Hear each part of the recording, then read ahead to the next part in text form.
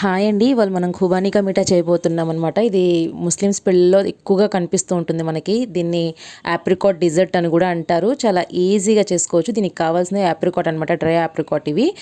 పంచదార కావాలి. ఈ ఆప్రికాట్ని మనం రాత్రంతా నానబెట్టుకోవాలండి. 1/2 kg తీసుకున్నాను. 1.5 లీటర్ వాటర్ పోసుకొని రాత్రంతా నానబెట్టి పెట్టుకుంటే చక్కగా అవి మెత్తగా అయిపోతాయి అనమాట. మనం పొద్దున్నే లేచేసరికి. చూసారు కదా, ఇప్పుడు నేను చూపిస్తాను చూడండి. చూడండి, వేళ్ళతో ఇట్లా అనగానే చక్కగా లోపల గింజ వచ్చేసింది కదా. ఈ గింజని పారేయకూడదండి. మనం ఇవన్నీ సీడ్లెస్ చేసుకొని పక్కన పెట్టుకోవాలి. ఆ గింజని పారేయకుండా పక్కన పెట్టుకుంటే మనం ఆ గింజను కొంచెం చితక్ కొడితే కనుక లోపల బాదం పప్పు వస్తుంది. చూసారు కదా, మొత్తం తీసేశాను. ఆ నానబెట్టిన నీళ్లు పారేయమాకండి. ఆ నీళ్లతోని ఈ ఆప్రికాట్ని ఉడికించుకుందాం. ఇప్పుడు దీన్ని చక్కగా ఉడికించేసుకోవాలండి. స్టవ్ మీద పెట్టుకొని ఒక్క పొంగు వచ్చే వరకు హై ఫ్లేమ్లో పెట్టుకొని ఆ తర్వాత కొంచెం సెగ తగ్గించేసి ఒక 15-20 నిమిషాలు మీడియం ఫ్లేమ్ మీద ఉడికించాలి.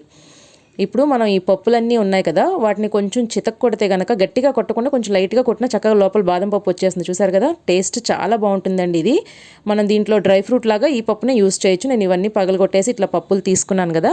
ఇప్పుడు వీటిని ఒక గిన్నెలో వేసుకొని మనం వేడి నీళ్ళు పోస్తే కనుక ఇందులో చక్కగా ఇవి ఒక 10 నిమిషాలు నానబెడితే పీల్ ఈజీగా వచ్చేస్తుంది. దాని మీద తోలు వచ్చేస్తుంది. ఒక 10 నిమిషాలు నానబెట్టి దీన్ని పక్కన పెట్టుకోవాలి. దీనికి పంచదార కొంచెం ఎక్కువే పట్టిద్దండి. చూసారా, చక్కగా ఈజీగా వచ్చేసింది కదా పీలు. అన్నీ ఇదే విధంగా చక్కగా తోలు తీసేసుకొని మనం ఈ బాదం పప్పుల్ని రెడీ చేసుకోవాలి. నేను 1/2 kg ఆప్రికాట్కి 400 గ్రాములు పంచదార తీసుకున్నానండి. కరెక్ట్గా సరిపోతుంది. ఎందుకంటే ఈ ఆప్రికాట్ అనేది కొంచెం పుల్లగా ఉంటుంది.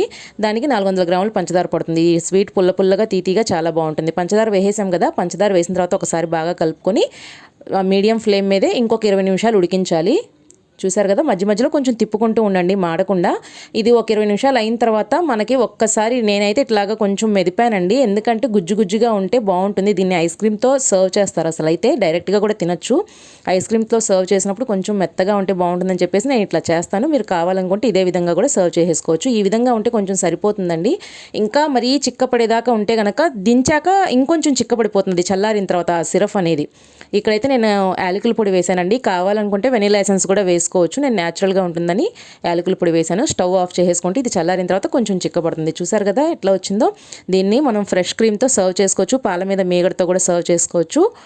నేను ఇప్పుడైతే ఫ్రెష్ క్రీమ్ ఉందండి నా దగ్గర. అది చక్కగా పైన ఇట్లా వేసేసి మనం ముందుగా రెడీ చేసుకున్న దీంట్లో నుంచి వచ్చిన పప్పులే ఉన్నాయి కదా, బాదం పప్పులు, ఆ బాదం పప్పులే సర్వ్ చేసుకోవచ్చు. ప్లీజ్ వీడియో నచ్చితే లైక్ చేయండి, షేర్ చేయండి.